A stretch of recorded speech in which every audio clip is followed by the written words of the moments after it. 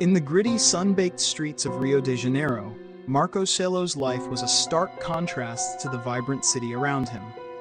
Born into a world of poverty and violence, Marco's childhood was marred by his father's harsh beatings and his grandparents' cruelty. By 14, the streets were no longer just a refuge, they were his whole world. By day, Marco was an unremarkable pamphleteer. He walked the city's bustling avenues, distributing flyers with a practiced efficiency. To the casual observer, he was just another worker blending into the crowd. His interactions were polite but superficial, a mask that concealed his true self. In the eyes of his neighbors, he was nothing more than a diligent city dweller, unaware of the darkness that lurked beneath his calm exterior. As the sun dipped below the horizon, Marco's true nature emerged. He twisted a sermon he had once heard about children's innocence and their place in heaven into a grotesque justification for his actions. To Marco, killing young boys was not a crime, but a misguided form of mercy. He believed that by sending them to heaven, he was performing a noble deed. His first victim was a young boy he encountered in a quiet park one evening. Under the guise of offering help, Marco lured the child to a secluded area.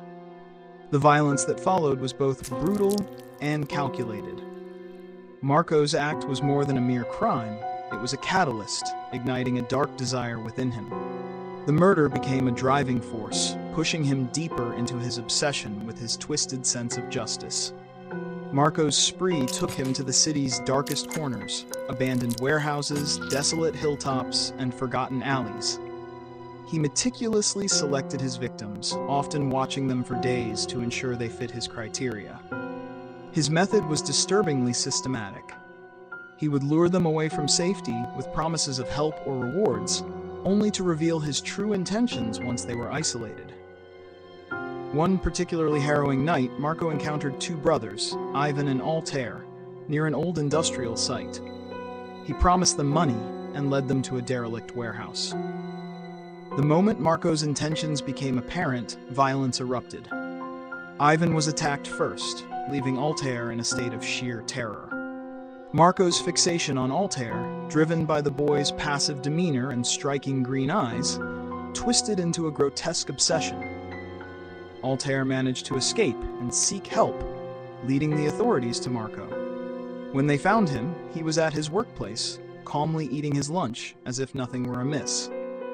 The evidence they uncovered linked him to a series of horrific acts, painting a chilling picture of his crimes. Marco was arrested and declared unfit for trial. His mind was a maze of delusions and distorted beliefs. Sentenced to a psychiatric facility, he was isolated from society, but public outrage over what was perceived as a lenient punishment continued to simmer. Calls for vigilante justice grew louder with each passing day.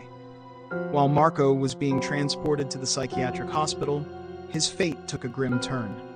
A group of vigilantes intercepted the transport vehicle.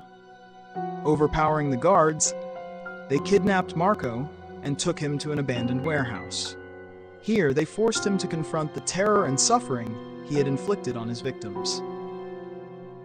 Bound and helpless, Marco was subjected to brutal retribution. To Marco, this suffering was not punishment but a form of salvation. In his warped belief system, the pain he endured was a way to atone for his sins and cleanse his soul. He welcomed the brutality, convinced it was his path to heaven. The vigilantes, driven by their own sense of justice, continued their relentless punishment until Marco lay dead on the cold concrete floor. This story is a work of fiction. All characters, names, locations, and events portrayed herein are products of Papa Dust's imagination or use fictitiously. Any resemblance to real people, living or deceased, actual events, locales, or organizations is entirely coincidental.